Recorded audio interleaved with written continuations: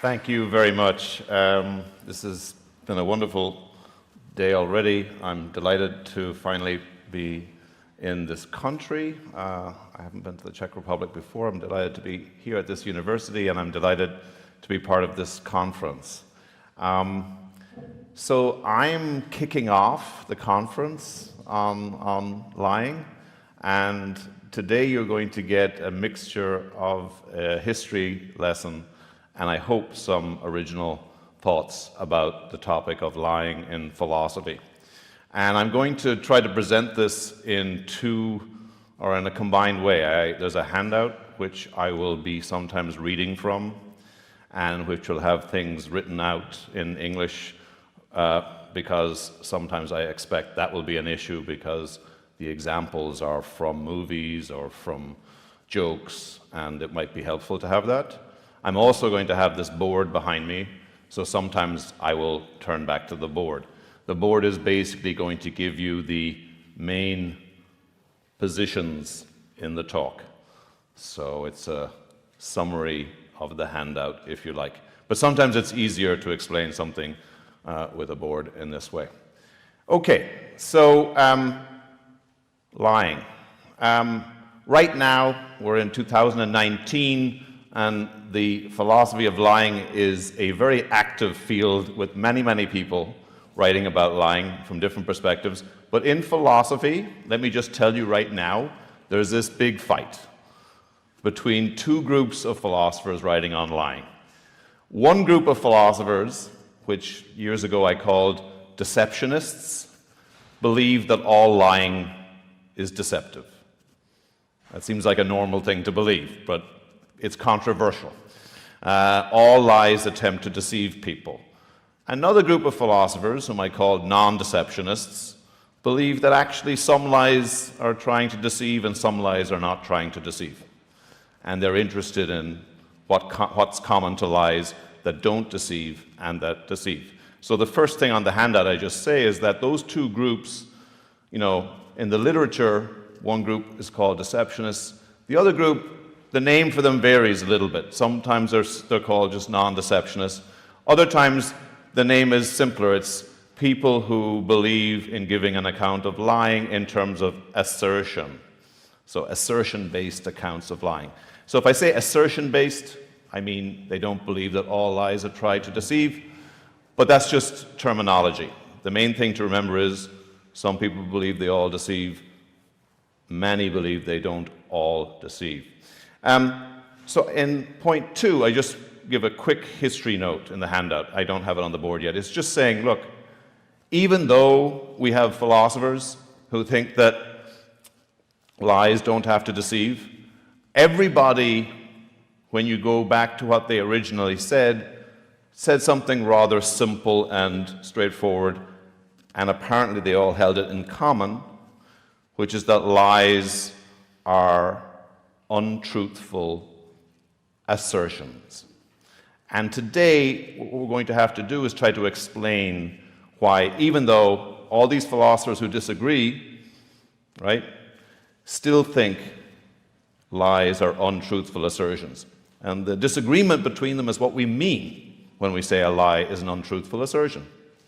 So it's actually about a disagreement about what that means. That's the battle or the division today in the philosophy of lying.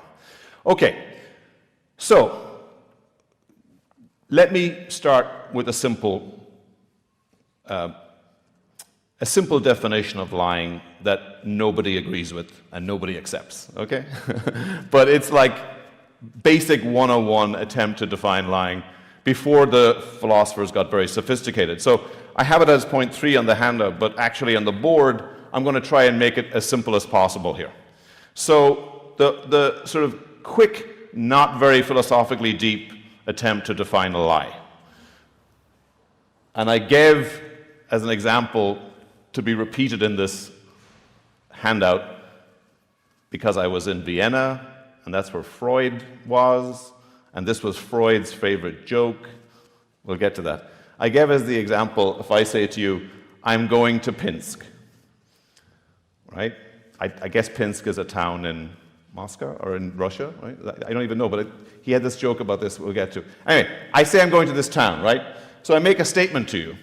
I have an audience, I make a statement to you, going to Pinsk, and I believe that to be false. I'm not going to Pinsk. Now, so far, we have something that might be a joke, it might be on stage, it might be being ironic, but now we add something else. I intend that you believe what I just said, right? So say something false to you, right? I believe it's false, I say it to you, I want you to believe it. That seems like a lie. But actually, most philosophers have said, no, there's something missing here. Lies are more sophisticated than just that. And what I want to try and do today is to explain why lies are supposed to be more sophisticated than just that. And then you can see if you think this is going way too much into detail and we actually should go back to something simple. Or if you agree with me that it should get more sophisticated, that there's some missing ingredient to lying, as well as what I just said, you then maybe decide which of the camps you fall into. So, as I said, that's a simple starting point. Now, what I want to begin with right now is thinking about your audience.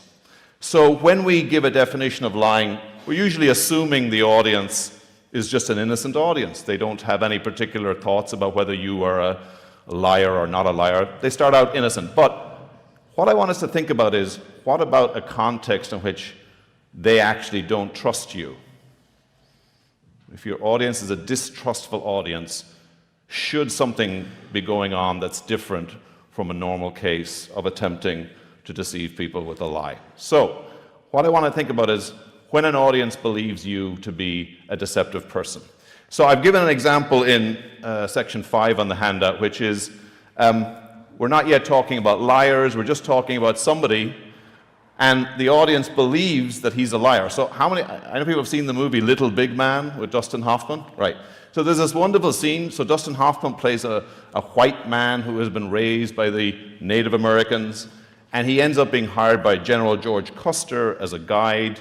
He calls him the mule skinner because he's a low-level guide. And Custer is going to go down into the valley of the Little Bighorn. I hope people know about that part of American history, right? He's going to go down and fight a group of Sioux and Cheyenne braves. And he says to Dustin Hoffman's character, who is Jack Crabb, he says, you know, should I go down into that valley? What should I expect? And what Jack Crabb, the man who lived with the Indians, thinks is, there are thousands of braves down there. They ain't helpless women and children waiting for you.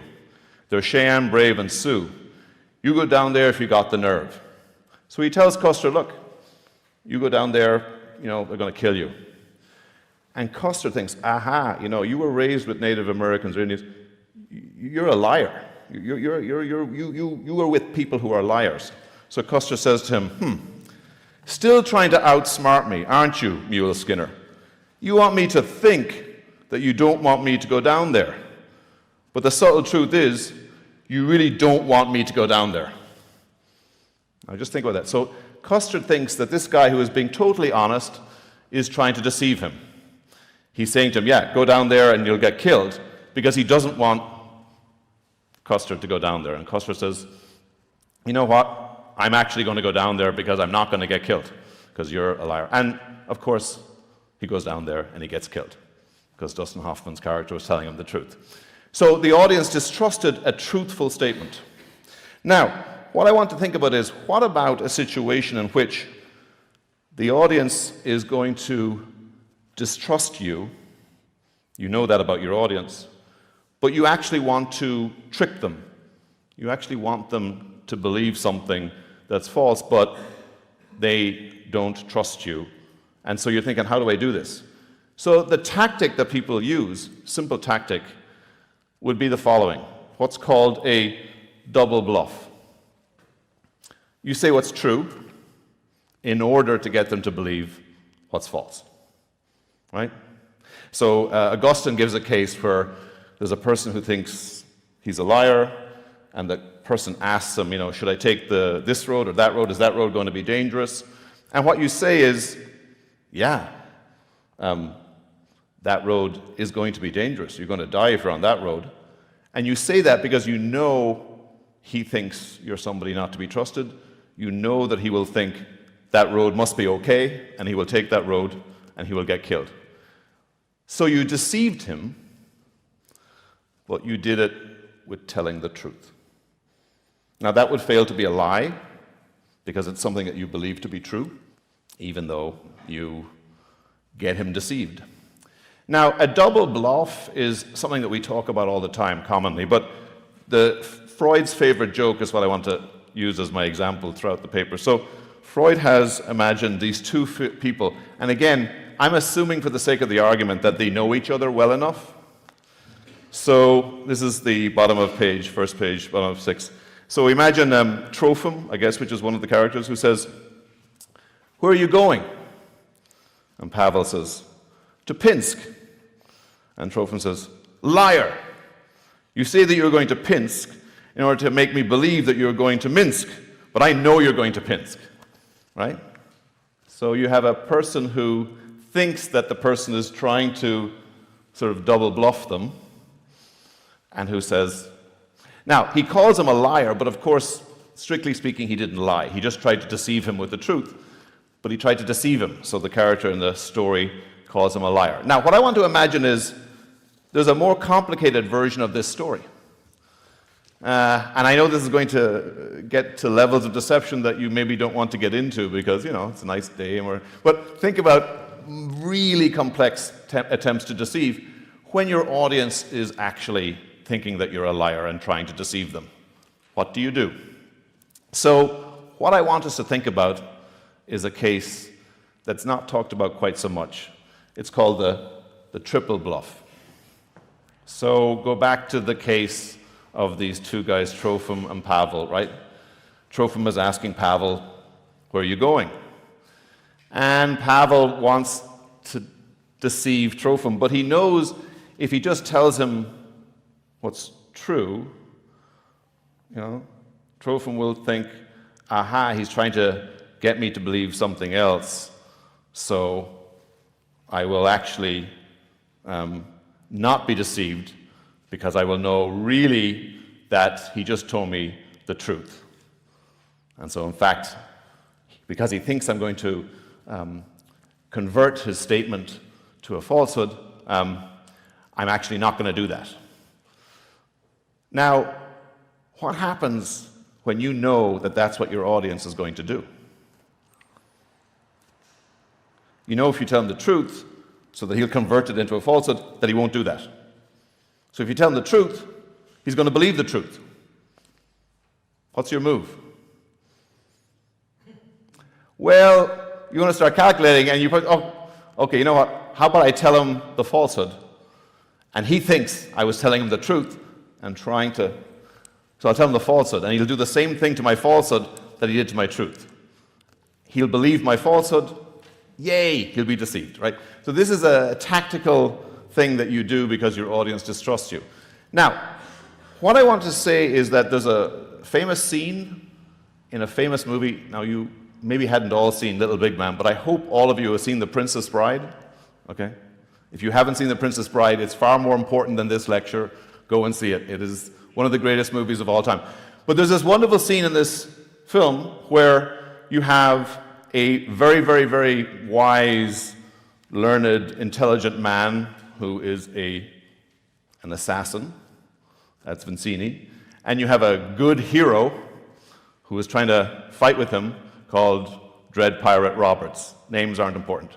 So here's what happens. He has, actually, I didn't realize I have two props. This is good. He has two glasses of wine. And he turns around and he puts poison in one of the glasses of the wine. And he turns around. And then he puts one glass in front of the other person and one glass in front of him. He says, okay, one of these is poisoned. Which one do you choose? Right. Now, Vizzini, I can almost remember the quote. Vizzini says, well, obviously, you know that I'm smart. So you know that I wouldn't just drink the wine in front of me because that'd be stupid, right? So I got to reach for the one in front of you, right? But you knew that I would reach for the one in front of you, right? So you thought of that already. So you put the poison in the one in front of me, didn't you? And that's the beginning. And of course, so he keeps on figuring out. So the point is, it keeps escalating. Like, so you anticipate that I'm going to try to deceive. So that's what a triple bluff is. It's you're trying to anticipate that the other person will think that you're going to do something, but you end up going back to the original kind of case. You end up going back to saying the falsehood rather than the truth, because that's the way to counteract his response to your original attempt. So the double bluff will fail, you go to the triple bluff. So imagine that we change the example with Trofim and Pavel and say, Trofim asks Pavel, where are you going? And Pavel says, I'm going to Minsk. When he's not, he's going to Pinsk. But he thinks that Trofim will reinterpret that. So at that point, it's basically tactics. Because then Trofim can say, well, he's going to do that, and I'm going to do that, and so there's no end. Now, you don't have to worry too much about, the detail, except to understand that you have an audience that's thinking that you're going to say something, and you anticipate that, and you try to counteract that. So that's an example that is maybe an unusual case where, and this is what's important now, you make a statement, the statement is false, you intend that your audience believe it, but how does your audience get to believe the falsehood? Not because they trust you,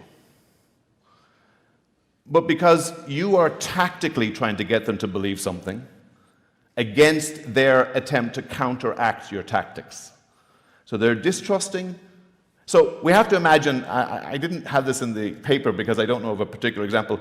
Imagine that it's a different kind of United States with a different kind of president. Like it's back in the 1960s, and it's like, Kennedy going in to negotiate with Khrushchev, or with one of the, or Kennedy's men going in to negotiate with Khrushchev's men. I mean, again, it would have been all a bunch of men in this room. But imagine like, so I'm going to tell the Russians something. They're going to think that so I'm going to think, so you're negotiating with a group of people who think you're a liar, but who still have to negotiate with you. What would you do? Would you tell them the truth and make them think, well, they're definitely not doing that? Or would you tell them the falsehood because they think you're going to tell them the truth and they're going to know it's the truth? So what do you do in a situation like this? And as I said, you might go for the triple bluff and just see if that's going to work. But there's another case that I want you to think about as a case where your audience distrusts you and you say something to them, but you are going to try to get them to believe the falsehood, but again, not because they trust you, but because of some sort of weird, anticipating what you would say, anticipating that you're kind of trying to be secretive or deceptive.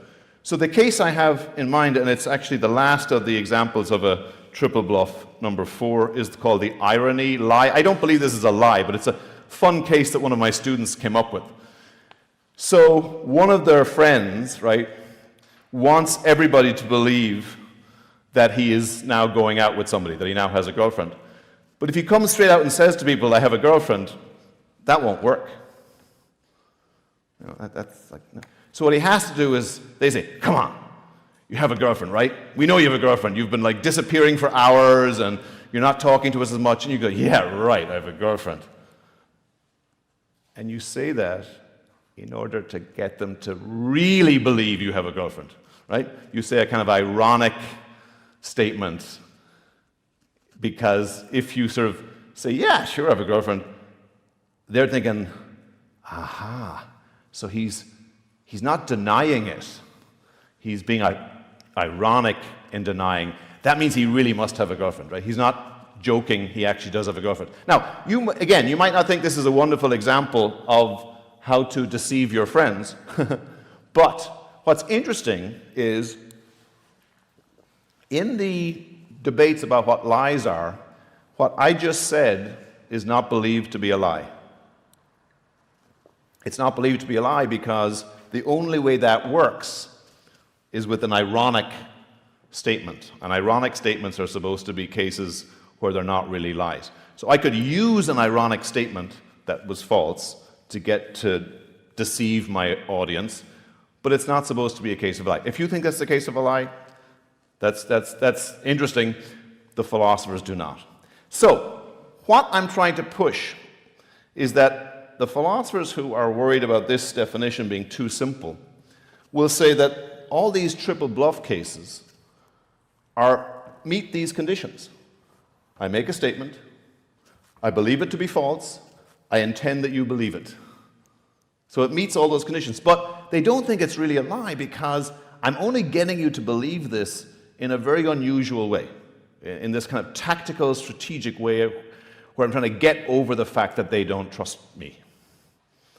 So something is missing, according to these philosophers. What is it? And this is the history lesson. So what actually happens is that in these cases, and there's a technical way of explaining what's going on. I'll try to do the technical, and then hopefully there's a more intuitive way of explaining it.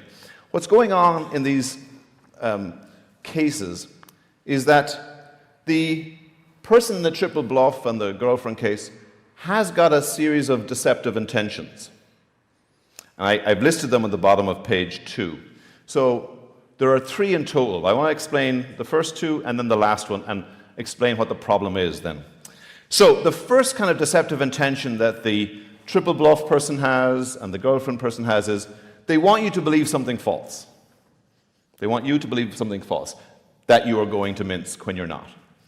They also want you to believe, and this is usually the case, but just to be clear, they want the audience to believe that they believe this to be true, that they believe that they're going to Minsk. That's also false. So there are 2 deceptive intentions that they have, right? The typical triple bluff person. They want you to believe something, and they want you to believe that you believe that thing. And both of those are false, because you don't believe it, and it's not true. But there's a third thing, and this is what's different. So in the case of triple bluffing and girlfriend cases, they actually want you to believe something about the intentions that you have. So this is where I say, in the case of deception, where we've got the triple bluff, as well as a deception about the world and about the mind or the beliefs of the person speaking, there's also an attempt to deceive about intentions. And I'll just read this because it's hard to explain it, but I'll try to give an example where it works. So the bottom of page 2. So this is the case with a triple bluffer, right, who's trying to deceive an audience about what he's doing. You intend your audience to believe that you do not intend them to believe it. That's hard, right? You intend your audience to believe that you don't intend them to believe it. In other words, you intend your audience to believe that you intend them to believe something else. You make a falsehood. You intend them to believe something else. All right, so you intend them to believe that you intend them to believe something else. In fact, it's not true. You actually intend them to believe the falsehood that you just said. Now again, it's a complicated... The point is, you want them to have 3 falsehoods that they believe, not 2. The falsehood about what you're doing, the falsehood about what you believe, and a falsehood about what you intend them to believe. So a triple bluffer has 3 deceptions that he or she is perpetrating on his audience.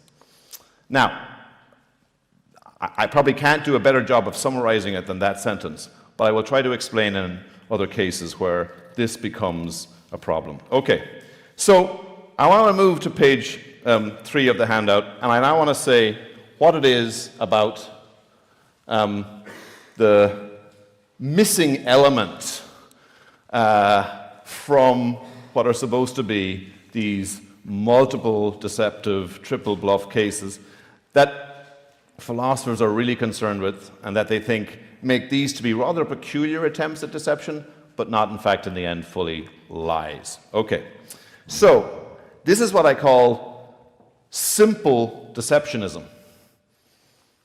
Simple deceptionism doesn't care how you get people to be deceived. with your falsehood. So long as you get people to be deceived with your falsehood, it doesn't matter that you are trying to manipulate their distrustful beliefs about you. That doesn't matter. You just get them there. Lying, on the other hand, does care about how you got them to believe the falsehood, according to these philosophers. So what they think is this is too simple and you need something more complex. Now, you could at this point say, you know what? I don't agree with these philosophers. I think this guy is a liar. The guy who is trying to get Pavel trying to get Trofim to believe, he's a liar. And you could say the kid who says to his friends, yeah, right, I have a girlfriend. You could say he's a liar. If that's what you're happy with, you can leave now. Well, no. But you can be happy that if you think there's something funny about, you know, the Russians are there, the negotiators are here, you want them to believe a falsehood, you say false things, but you believe that they'll believe them because they distrust you, and they anticipate your move, and they make the mistake of not being quite smart enough, and they believe the falsehood. I think, that's not lying. That's like manipulation with false statements, but it's not lying. Or you might think the guy who says, yeah, right, sure I have a girlfriend, yeah, right. Or actually, no, make the voice better. Yeah, right, I have a girlfriend. You might think, he's not really lying. He's trying to deceive his audience, and he's being very clever, but it's not really lying. So if you think there's something funny about these cases, then you're on board with the philosophers who think this is too simple, and you move into the group of philosophers known as complex deceptionists. Complex deceptionists believe there's some missing ingredient in a lie that's being left out so far. Okay, so let's go down to section 8 then on page 3. I realized when I was talking about this for the first time that in the English language we talk about double bluff and triple bluff, but we never talk about just simple bluff, because we don't think that needs to be given a special name. Simple bluff is just lying. Or for the purposes of my talk, simple bluff is just lying. So what is it that's going on in simple bluff that's not going on in double or triple bluff that they think is actually something more? Okay, so here's the way that it might be explained. Okay, imagine that you're talking about a person who is a simple bluffer or a liar, and here's what's going on. I'm the liar, you're my audience, right? I want you to believe, and now I guess I'm going to go back to the original statement, but you're not a distrustful audience, you're just a regular Joe audience. You would normally believe what I say, right? So I say to you, I'm going to Pinsk. You ask me, where are you going? I'm going to Pinsk. You're not. So I want you to believe that I'm going to Pinsk. And I want you to believe that I believe I'm going to Pinsk, right? But I also want you to believe that I intend you to believe that I intend you to believe that. I want my audience to see me coming as I'm telling you something, and I want you to believe this thing that I just said. Because that's normally, you know, when I say to you, like, I'm going to Pinsk, I want you to believe it, right? That's the normal situation. So the question is, why on earth should you trust somebody? Like, ever? Yeah, I know you're trying to get me to believe that you're going, but why should I believe you? Why do you believe anybody ever when they say things, as it were? What's the reason that you believe them? And this is where the people who are working on lying say, because normally our communications, our statements, are actually in a context of trust. And in fact, what they want to say is, that's how it works. We basically get people to believe things because they trust us. Now, trust is not evidence. We're not talking about how they showed you, here, look, here's my ticket to Pinsk, right? Look at it, right? See, my credit card now says to Pinsk. No, where are you going? I'm going to Pinsk. They trust you because that's what you said. You know, they trust you because... Now, what the philosophers are claiming is, when you make what they call, and this is the word that, again, we said at the beginning, when you make an assertion to somebody, so you're not joking, you're not being ironic, what you're actually calling out is for them to trust you because you said so. That's it. It's like the word sometimes used here is testimony. Do you believe somebody's testimony? So nothing other than the fact that they are being truthful with you. That's the reason why you're supposed to believe them. No special reason, no evidence, just that they're being truthful. We assume people are being truthful. When we know they want us to believe things, we generally believe it because we assume that they're being truthful with us. So that's summarized in the bottom of page 3. But what I want to get at is those philosophers who believe this are now saying to you, not just that you need sort of something else, but the thing that you need to make a lie work, a real lie, is a very, very, very deep and powerful thing, which they even say is part of what it means to actually make an assertion. So they basically say that there's something here which is trust. So maybe you trust in the speaker being truthful, something like that. It doesn't have to be exactly right, but I'm trying to make it such that there's trust in there. So what they think a lie is when you take someone's trust, but now you do something to that trust. You betray that trust. You take advantage of their trust, and you use that trust to make them believe a falsehood. So you extend to me the trust of my being a truthful person, and you believe what I say, and you believe that I'm going to Pinsk when I'm not. So how I worked you was to, as it were, take advantage of your trust. Now, what they want to claim is that I don't do anything special except just say the thing. I don't say, trust me, I'm going to Pinsk. Okay? Just saying, in answer to the question, what are you going? I'm going to Pinsk. That's asking you to trust me that I'm going to Pinsk, asking you to trust me that I'm being truthful by just saying I'm going to Pinsk. I don't need anything more for me to say or to do. Okay, I shouldn't be like this, I'm going to Pinsk. I shouldn't speak in an ironic tone. I should say normal conversation. They should trust me, I'm speaking, I'm addressing you, trust me, and they trust you. So, according to those philosophers, that's the element that's missing from negotiating with the Russians. It's missing from, yeah, sure, I have a girlfriend. And it's missing from Trofim and Pavel having that exchange. Because they don't trust each other. If they manage to deceive, it's an amazing feat, but it's not because they trusted each other. They deceived in spite of the fact that there was no trust. But lies require this trust. Now, I said already, if you already think those other people are liars, this isn't interesting. If you think they weren't really liars, there was something funny about them, what they were doing, now you're seeing where the philosophers are actually saying something that's maybe interesting. Aha, trust is what's missing in those cases, and trust is what's present in a normal case of a lie. Okay? So that's where we're at. So, I now want to say that we have given you something new to think about for lies. Okay? So, here's what I want to explain then on page 4. This is now a way to explain something that has been interesting. In the past, people have said things, but it wasn't always clear why they were saying what they were saying. So there's a relatively famous British philosopher, W.D. Ross, and I think I've given the third paragraph on page 4.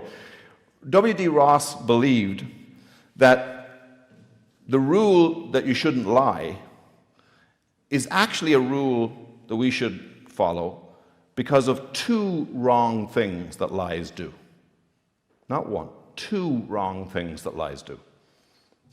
So what he says is that the prohibition against lying, I'm reading this now, stems from both considerations of fidelity, which means keeping true to your promise or your word, and non-maleficence, which is not harming, right? So there are two wrongs that every lie does. And the wrong that every lie does is it attempts or succeeds in deceiving you, and it betrays your trust. Now, what's interesting about this claim is that if this is right, then even if you fail to deceive somebody, even if you say, I'm going to Pinsk, and for some reason, whatever it is, you know that I'm lying to you right now, so you're not deceived, right? No deception, because you know that I'm not. You still think, I don't believe it. He lied to me. He, broke my trust in his being truthful. It's already the case that he has done that. Every lie is a betrayal, even if it's not believed by the target audience. Every lie betrays the trust that you are asking them to give you. And if they know that you are lying, the trust has been broken even if there's been no deception that's happened. So that means that there's a double wrong with lying. And what's interesting is, if that's correct, then the triple bluff, even if it succeeds, the triple bluff has a different kind of response. So let's say I managed to deceive the Russians, or deceive my friends. What should my friends or the Russians, I'm sorry to keep on saying the Russians, but they're perfectly good Russians. I mean the people who are being sent by, apologies to any Russians, the Russian negotiators, right, in the Kennedy versus Khrushchev argument over the Cuban Missile Crisis, right? What should the Russian negotiators believe if the US tricked them? Should think, they betrayed us. Those darn Americans. No, they should go, we were so stupid. They outwitted us. Now, you might think there's nothing wrong about deceiving those group of people. You might think, yeah, no problem, deceive them away. They're not doing any good for the world. But even if you think deception is always wrong, what the claim is that the Russians can't say they took advantage of our trust and they violated that trust we had with them and they betrayed us. No. But your friend who lies to you, yeah, you can say that he betrayed your trust or she betrayed your trust. That's totally because it was genuinely what happened in the lie case. Because you trusted them and you saw through them and you're like, this person is, no longer somebody I will trust. So, if you're sympathetic, now you see why some philosophers don't want these to be lies. Because they want lies to have the full-blown betrayal part to it. They want lies to have the double wrong of deception and betrayal, and not just the wrong of deception. Okay, so I did give you a preliminary little summary of what would be the wrongs involved in a lie, the simple bluff. And I said it was deception and betrayal. This is the middle of page 4. And then I said the triple bluff and the double bluff, they end up being wrong if they are wrong, because they're just deceptions, but there's no violations of trust. So they're like, at best, one wrong, whereas the lie is two. Now, that was the point at which I was at in my own thinking about lies until recently. But there's one other thing that we should think about, I think, today, because I'm going in a direction where right now everything I said, you might think that's enough. I've heard enough, I disagree. But imagine if you don't think you've heard enough. And here is another problem that we have in philosophy. I can't go into this problem in as much detail. But the philosophers who said that lies betray trust, they actually believed that there were contexts in which, because your audience distrusted you, you could do this and not be accused of lying. And they actually went even further. They said, you can do this and you're not even making an assertion. So I don't think we have time to go into this, but here's an example that all of you might think is not really a good one, and you might think there's a problem here, but let me just give an example. The one that is brought out by Chisholm and Fian, who is at the bottom of page 4, the robbery at knife point. Immanuel Kant has an example where he says, somebody holds a knife to your throat and says, where's your money or something, right? A stick up, whatever. His is a knife. And what you're supposed to think is that, well, this guy can't possibly believe what I say, right? Who would believe, if I tell him something, he's going to think, yeah, you're lying, right? So they think that in those cases where you're dealing with people who are going to kill you or rob you, they should be clever and they should think that you're going to try to say something false. And so we're in this distrustful context here. And that means even though they're total strangers, you can say false things to them and you're not lying, because the robber, think of it for a second, the thief can't say, "You betrayed me when you told me that falsehood." It seems stupid, right? And he just held a knife to your throat. I mean, that bond of trust between us, it's been lost now. No, come on, give me a break, right? So you might think, even those cases of famous cases, I'm going to another conference next week where we talk about Kant talking about the murderer at the door, right? Saying, "Are you keeping your friend in here? I'm going to kill him. Where is he?" And if you lie to him or you say false things to him, and afterwards he says, "You totally betrayed the trust that we..." Give me a break, right? So they might think that none of those are examples of lies. So that's a problem for the view. You may think it's already got problems, but that's one problem. It looks like you might be able to get away with saying, "I didn't lie to the murderer at the door, I just deceived him." He was like a negotiator that I deceived, but that's not really lying. So that's a problem with this view. So I have to just be clear that it sounds good maybe, but there's a problem there maybe. Now they will counter, and they will say, actually, no, with the murder at the door case, there is a sense of a violation of trust.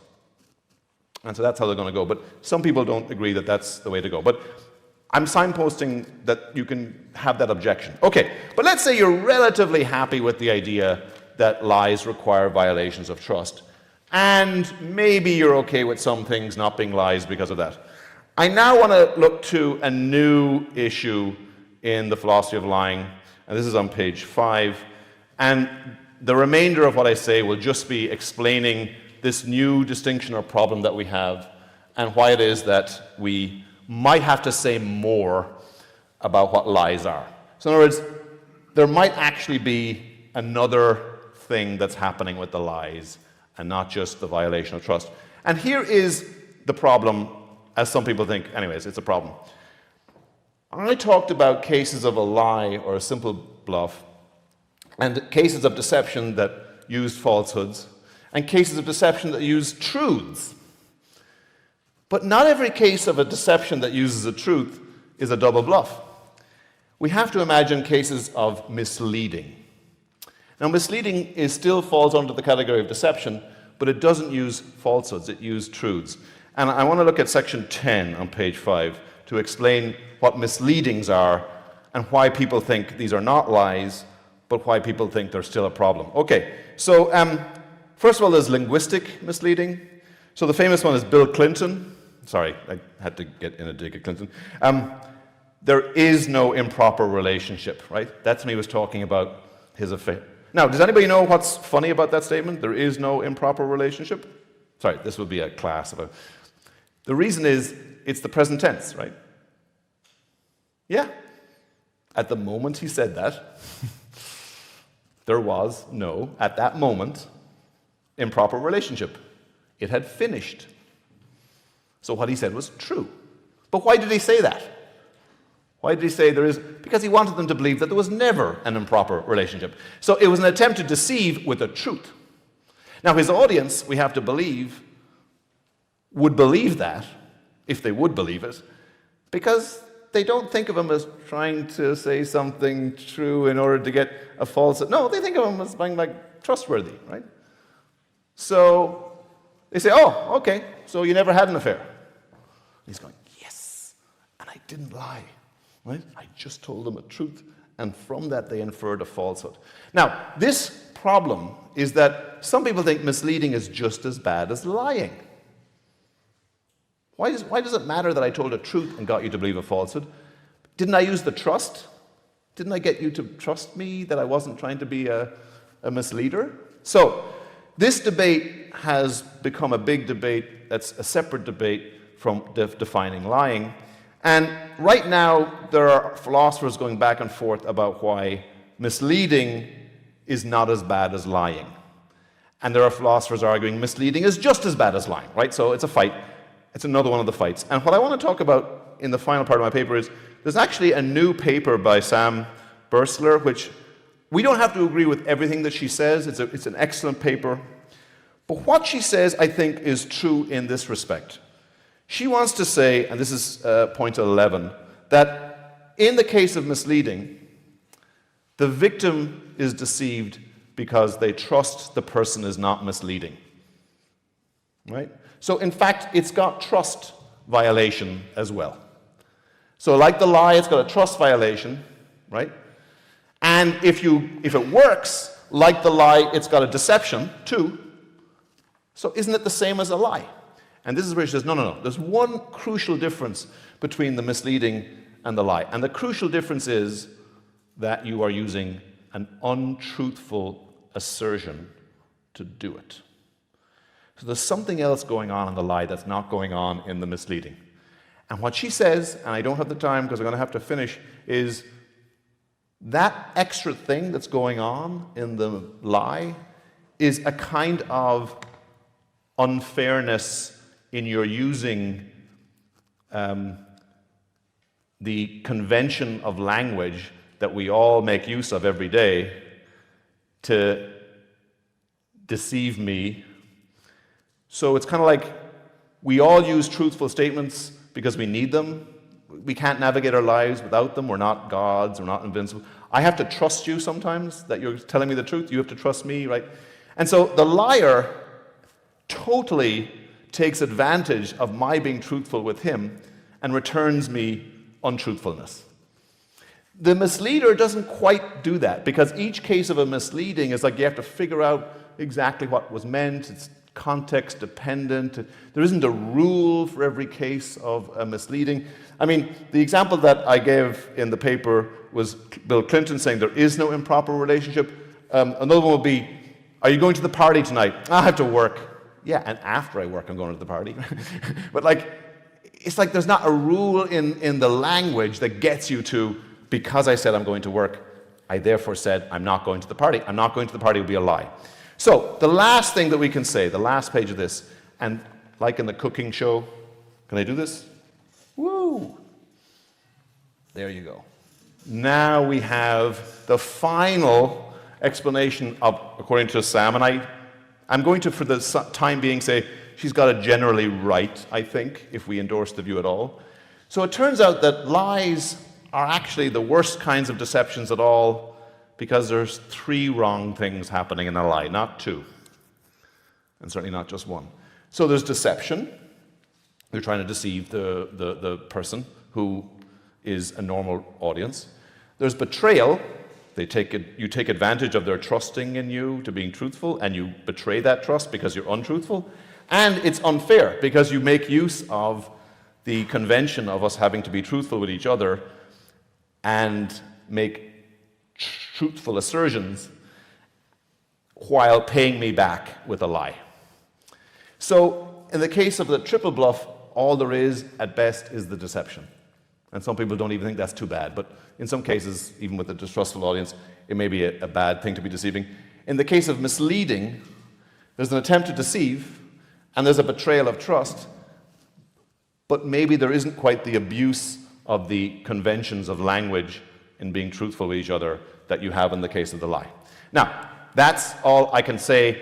What I want to talk about afterwards, if people are interested in, some people think that bald-faced lies, where I tell you something that's false, but it's totally obvious that it's false. If I say to you something like, I am not giving a talk here today, right? Some stupid kind of, I assert what's obviously false, that I'm still abusing language in some way here, even if I don't deceive you or betray your trust. And so if there's something wrong about these guys, it might be the same thing as the last thing that's wrong with lies. So each of them has a piece of what's wrong with the lies, but only the lies of all 3. Or only the truly, deeply philosophical examples of lies that the philosophers are interested in have all 3. And it's those 3 things that together make it the case that lying is the worst kind of deception. Thanks.